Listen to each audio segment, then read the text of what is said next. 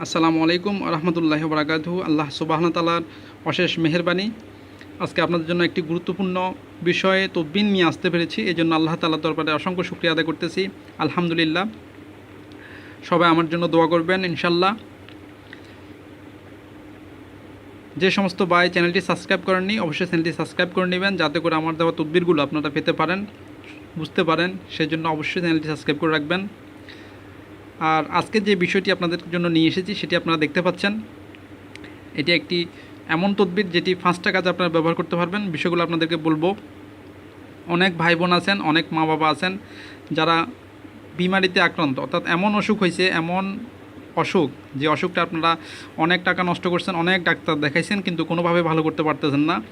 বারবার এই অসুখটা কোনোভাবেই ভালো হচ্ছে না, অনেক তদবির করতেছেন কিন্তু ভালো হচ্ছে না। সেক্ষেত্রে আপনাদের এই তদবিরগুলো করবেন, আমি বলে দিব ইনশাল্লাহ। নিয়মটা 100% আল্লাহ তাআলার মেহেরবানিতে। এটি একটি মকশাস্ত্র, আপনারা দেখতে পাচ্ছেন শিয়ামি লাইনের একটি নকশা, এটি মকশাস্ত্রের একটি নকশা। এই নকশাটি ব্যবহার করার সাথে সাথে আল্লাহ তাআলার মেহেরবানিতে অবশ্যই আপনার বিমার থেকে আল্লাহ তাআলা চাইন তো আপনাকে পুরোপুরিই সুস্থ করে দিবে। তদবিরটা ঠিকমতো করবেন। প্রথম যে নিয়মটা আপনাদেরকে বলবো সেটি হচ্ছে, আপনারা প্রথমে মেশক, জাফরান, অম্বর, কস্তুরী, গোচনা এবং কুমকুম এ 6 প্রকারের দ্রব্য মিশ্রিত করে কালি তৈরি করবেন। কালি তৈরি করার পরে একটি নকশা লিখে, বুঝপাতায় লিখে, ওই রোগাক্রান্ত ব্যক্তি, সে আপনার মা হোক, বাবা হোক, ভাই হোক, বোন হোক, যেই হোক, আপনার বন্ধু হলেও ইনশাল্লাহ তাকে এই তদবিরটি করে দিবেন। কারণ মানুষ উপকার করলে আল্লাহ তাআলা খুশি হয়, আল্লাহ তাআলা অবশ্যই খুশি হবে। কারণ মানুষের যদি উপকার করতে পারেন, সেক্ষেত্রে ওই ব্যক্তিকে আল্লাহ তাআলা অবশ্যই অনেক পছন্দ করেন। ইনশাল্লাহ আপনার চেষ্টা করবেন মানুষের উপকার করার জন্য। আমার তদবিরটা ব্যবহার করে ফলাফল অবশ্যই আপনারা পাবেন। প্রথম নিয়মটা আপনাদেরকে বলি। আপনারা প্রথমে ভোজপাতায় এই 6 প্রকারের দ্রব্য মিশিয়ে একটি নকশা লিখে, রোগাক্রান্ত ব্যক্তির নাম যে মাঝখানে লেখা আছে, এখানে রোগীর নাম লিখবেন। রোগীর নাম লিখে একটি নকশা লিখে ভোজপাতায় ওই ব্যক্তির গলায় পরিয়ে দেবেন। তারপর 7 দিন 7টি নকশা লিখবেন। 7টি নকশা লিখে খালি পেটে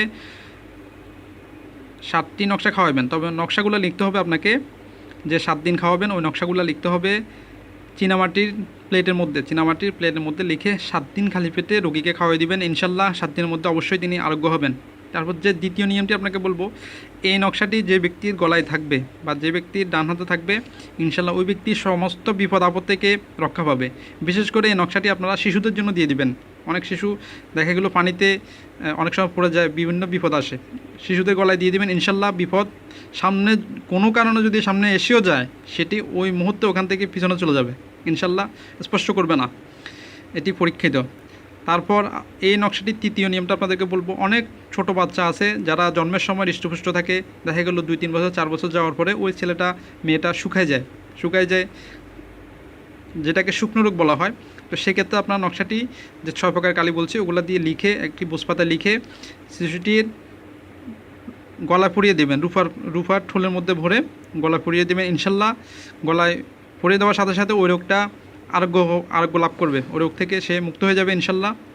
তারপর তারপর কি করবেন, চতুর্থ নম্বর যে তদবিরটি, সেটি হচ্ছে এই নকশাটি যখন আপনি ব্যবহার করবেন, আপনার উপদস্থ যে কর্মকর্তা কর্মচারী, আপনার বস, আপনার মালিক, যেই হোক, সে কর্মকর্তা কর্মচারীরা আপনার আয়ত্ত থাকবে, তাদের মন সদে থাকবে, সবসময় আপনার প্রতি পজিটিভ থাকবে।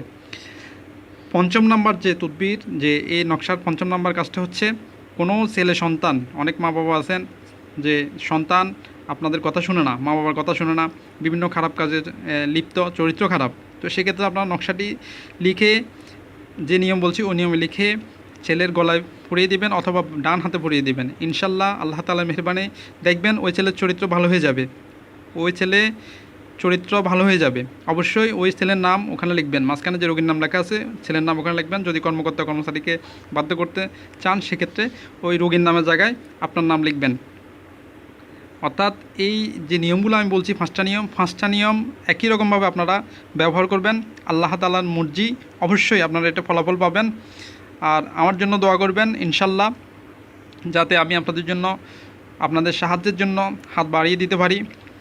আর একটা বিষয় আমি আপনাদেরকে বলবো, অনেক ভাই অনেক বোন ফোন করে কান্নাকাটি করেন যে বিভিন্ন মানুষকে টাকা দেয়, টাকা দেওয়ার পরে ওই ব্যক্তিরা ফোন ধরে না।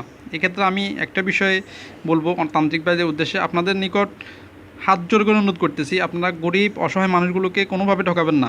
কারণ একজন মুসলিম ভাই কোনোভাবে আরেকজন মুসলিম ভাইকে ঠকাতে পারে না। আল্লাহ তাআলার দরবারে এগুলোর জন্য যাররা পরিমাণ হিসাব আপনাদেরকে দিতে হবে।